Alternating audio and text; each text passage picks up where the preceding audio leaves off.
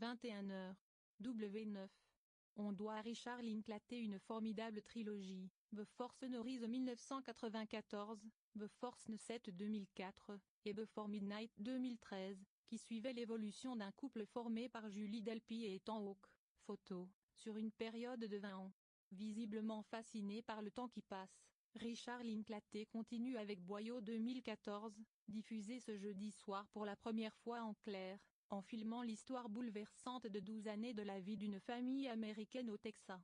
Un scénario très simple, mais aussi efficace qu'émouvant, alimenté par la transformation physique des deux enfants, dont sa propre fille, Lorelei. Et pour cause, le réalisateur a suivi ses acteurs durant 12 ans, à raison de quelques jours de tournage chaque année. Note de la rédaction, 4-5. Boyhood, de Richard Linklater, 2014, avec Patricia Arquette, Ellar Coltrane, Ethan Hawke, Lorelei Linklater, 2h43. 20h55. N°23. Chaque jour nous rapproche un peu plus de la conquête de la planète rouge. Ce rêve est retranscrit dans Mars, formidable docu-fiction en 6 parties qui joue sur un double espace-temps. Les scènes fictives se déroulent en 2033, alors qu'une équipe internationale de 6 hommes et femmes part s'installer sur Mars afin d'organiser la colonisation de la planète. Les autres séquences sont des interviews et reportages réalisés en 2016 avec ceux qui cherchent à rendre cette mission réelle. Didactique, pleine d'action et de suspense, la série est réussie, même si elle donne parfois l'impression d'être un moyen de promotion de SpaceX, la compagnie du milliardaire Elon Musk. Mars est produit par Ron Howard et Brian Grazer, qui ont déjà collaboré sur Apollo 13 ou la mini-série De la Terre à la Lune, et profitent de gros moyens, jusqu'à rappeler l'excellent film Seul sur Mars 2015. Note de la rédaction, 4-5. Mars, docu-fiction américain, épisode 1 à 3-6. 3 fois 48 minutes. 20h55. Chérie 25.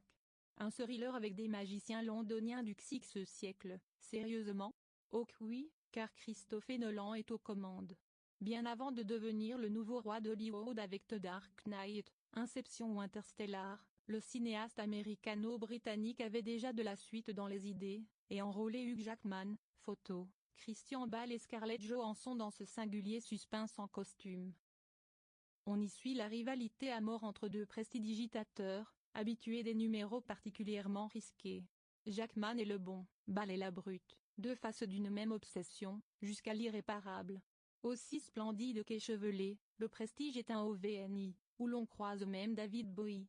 Boudé à sa sortie, il n'en est que plus précieux depuis. Note de la rédaction, 4-5. Le Prestige, de Christopher Nolan, 2006, avec Hugh Jackman, Christian Bale, Scarlett Johansson, David Bowie, 2h10. 21h. TF1.